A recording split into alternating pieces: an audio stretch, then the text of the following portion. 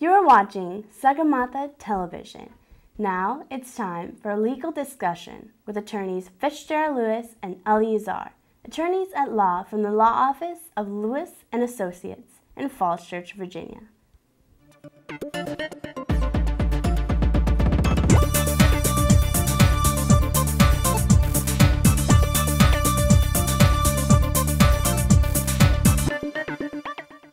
Namaste viewers, this is Fitzgerald discussing today.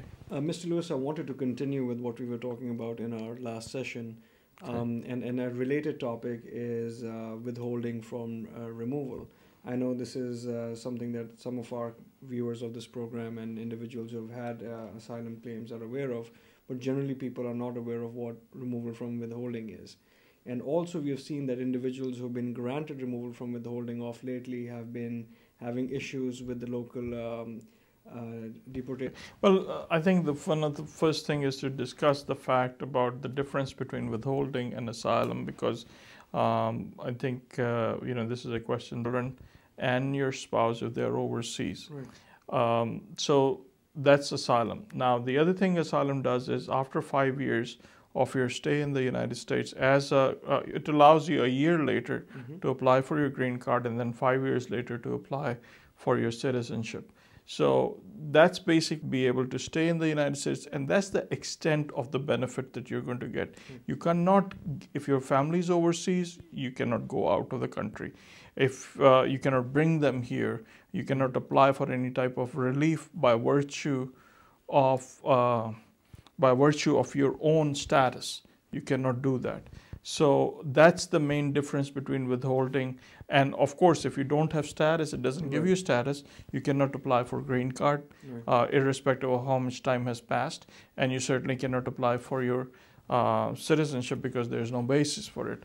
Now, the other thing is, if you look at what has happened with INS, INS was a service agency as well as an enforcement agency. Right. But with the breakup and report, even monthly, sometimes weekly basis, they're asking you, look, you need to find some other place. If you cannot go over there, then look for some other place. And if you're in close contact with your lawyer, and so hopefully there's some other ways that you can look into it. This is Fitzgerald Lewis And Eleazar saying goodbye and God bless for now. Thank you. Thanks. Now it's time for our health segment with Dr. Don Biswakarma from Lorton, Virginia. Let's hear what he has to say today. नमस्कार, म doctor दान विश्वकर्मा। यहाँलाई मैले गत हप्ता बताएअनुसार चाहिँ म यहाँलाई यो प्रिभेन्टिभ मेडिसिनको बारेमा चाहिँ केही बताउँदैछु आज पनि। त्यसअनुसार चाहिँ बच्चाहरूमा चाहिँ हामीले के गरिन्छ प्रिभेन्टिभ मेडिसिनको प्रिभेन्टिभ भिजिटमा चाहिँ भन्ने बारेमा केही बताउँदैछु। बच्चाहरूमा विशेष गरेर चाहिँ अन्डर 5 वर्षभन्दा मुनिका बच्चाहरूमा चाहिँ यो भ्याक्सिनको अति नै महत्त्वपूर्ण हुन्छ। भ्याक्सिन चाहिँ कति बेला कुन भ्याक्सिन लगाउने भन्ने बारेमा चाहिँ एकदमै जान्नु जरुरी छ। तर यहाँहरूलाई जान्नु पनि पर्दैन खासै भन्ने भने चाहिँ यहाँ अमेरिकामा चाहिँ यदि यो भ्याक्सिन लगाएन भने उनीहरू डाक्टरहरूले चाहिँ बच्चाको डाक्टरहरूले अथवा चाहिँ नर्सहरूले उनीहरूले कन्ट्याक्ट जानेको छ कि छैन, जसलाई हामी चाहिँ लर्निङ भनेर भनिन्छ, त्यो पनि पत्ता लगाउनु पर्ने हुन्छ। त्यस्तै गरेर चाहिँ यो डेभलपमेन्टल डिले छ कि छैन त्यो हेर्ने, त्यसै गरेर चाहिँ आँखा राम्रोसँग देख्ने अथवा कान सुन्ने नसुन्ने र बोलाइमा पनि कतिको इम्प्रुभमेन्ट भएको छ त्यो चाहिँ बढ्दै गए अनुसार चाहिँ बच्चाको हाइट र चाहिँ वेट चाहिँ राम्रोसँग बढेको छ कि छैन त्यो पनि मोनिटर गर्नुपर्ने हुन्छ। 5 वर्षभन्दा माथिको बच्चाहरूलाई चाहिँ विशेष गरेर चाहिँ यो भ्याक्सिनको पनि इम्पोर्टेन्ट हुन्छ, तर त्यसभन्दा पनि अर्को चाहिँ डेभलपमेन्टमा एकदमै महत्त्वपूर्ण हुन्छ। त्यसै गरेर चाहिँ टिनेजको बच्चाहरूमा चाहिँ कुलतमा लाग्ने सम्भावना हुने हुन्छ। त्यसको लागि चाहिँ डाक्टरहरूले काउन्सिलिङ गर्ने, यो एन्टिसिपेटरी गाइडेन्स भन्ने डेभलपमेन्टमा भयो, यो चाहिँ कतिको सुधार आएको छ, उसको उमेर अनुसार चाहिँ यो उसले सिक्नुपर्ने कुराहरू सिकेको छ कि छैन, एजुकेसनमा चाहिँ डेभलप भएको छ कि छैन त्यो चाहिँ पत्ता लगाउन सकिन्छ र चाहिँ यदि नभएको भए चाहिँ त्यही अनुसार चाहिँ इन्टरभेन्सन गर्न सकिने हुन्छ।